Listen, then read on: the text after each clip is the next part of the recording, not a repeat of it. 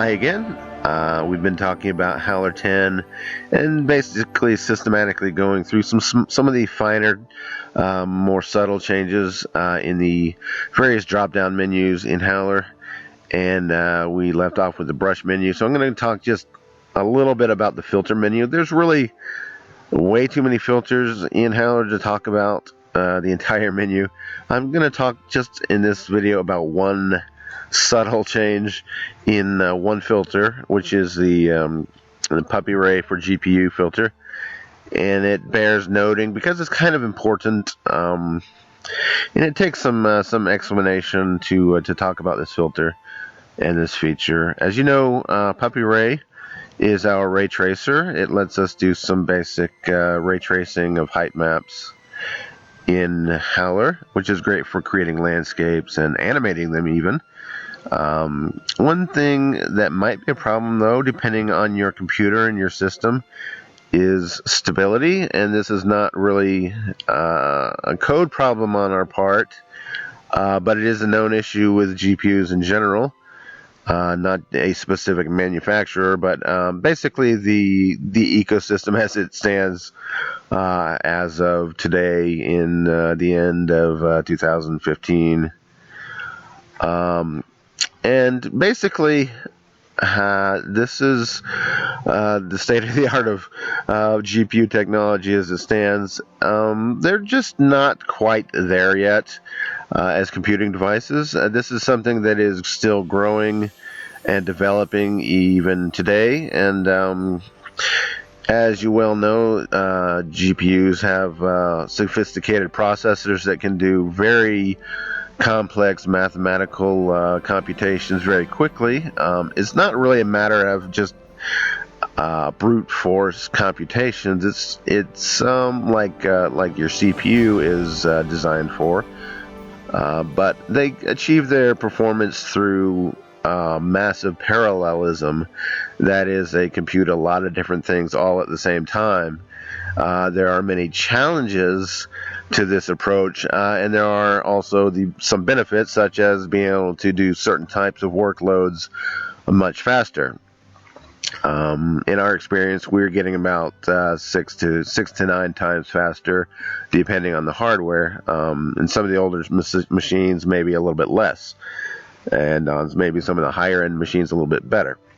So, as I was saying, this parallelism that we are able to achieve through using the GPU is achieved through some a fair amount of work that you wouldn't normally have to go through using a traditional CPU.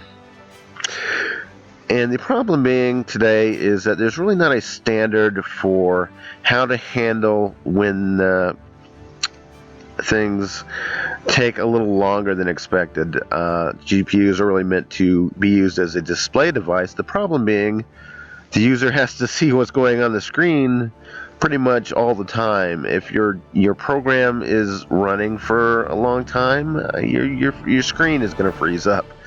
If you're old enough to remember the days of CPUs before multitasking was preemptive, back in the days of cooperative multitasking, the 286 and such, and before that, you might know what I'm talking about. Computers were just kind of, sometimes they'd hang up for a really long time and they would be unresponsive, or they might hang up indefinitely.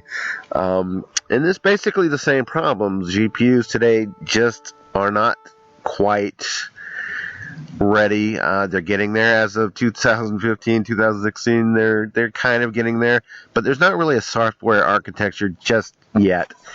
And we're handling these problems just like anyone else the best we can. As of now, I believe the first processor to support this feature, the idea of task switching or preemptive multitasking on the GPU. I think the AMD Carrizo processor was the first to do this, and Intel has also released processors, although they have not really released an API. I think they've decided to let the market handle that for them. AMD has their own initiative to standardize these things, but it's something that's still evolving, something that's still coming to be. It needs still software support, and it might be another year or two before we really see standards take place.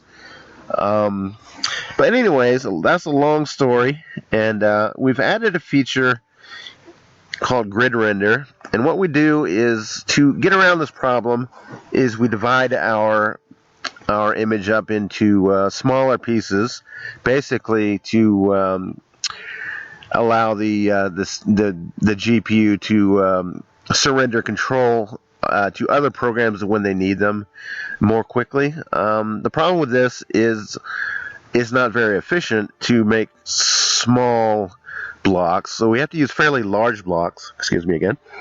A little tickle there.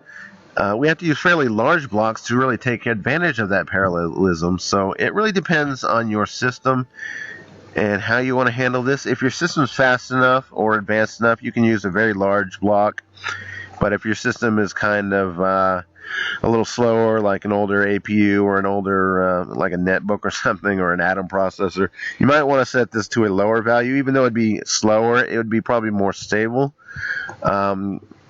Because at some point after a program's been running too long on the GPU, the operating system will seize control of it and kick the program off and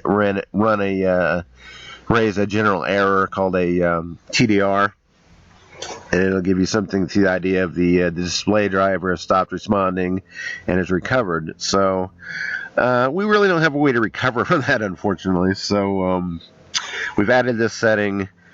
And this setting will now be remembered. It'll be saved when you use this and then exit the program. That will be remembered next time. I have a fast enough. I'm using a Carrizo processor right now. No, I'm sorry, using an Intel with an i7 with the 5500U, I think. But it is fast enough to generally keep up for most of my tasks. So I'll go ahead and put it to the highest value. My last system, I think I kept it around 256 or something, I don't recall. But just something to be aware of in Howler. It's something to help with stability versus performance. The faster machine you have, ironically, you'll be able to get actually more performance out of it. I guess that's not that ironic, but anyways. So basically, a bigger size is better performance. A smaller size is better stability for lower end systems. So that's about all I had to say about it. A lot of explanation for a little problem.